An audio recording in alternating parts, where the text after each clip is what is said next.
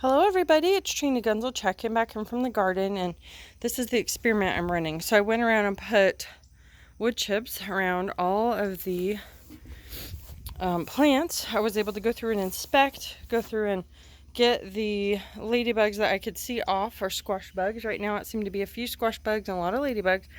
But my hope is that by the plants being up and out of the grass, that they will be stronger and these bugs will take a hike. So that's what I'm hoping. I will let you know how this experiment turns out. Picked a couple zucchini today. Lots of things coming on. Tomatoes, watermelon, pumpkins. So excited to see how this goes. This one, can't you see how much healthier that would be though? He's up out of the grass. It's just in Missouri, my gosh, things grow so quickly here that you just have to be on it. And I had a couple days we were working on other projects. So hopefully this can turn things around, and I'll keep you posted. Let me know if you've had success with this. I would love to know.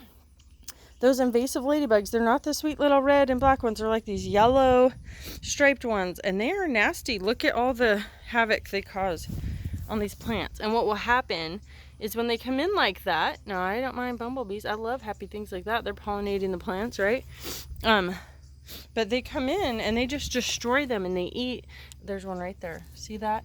If you know how to get rid of these, please tell me. I would love it, some natural way. I see grasshoppers and spiders out here. I hope they eat them, but man, they are just tearing things up. So I would love some feedback on that if you know. Okay, thank you, and talk to you soon.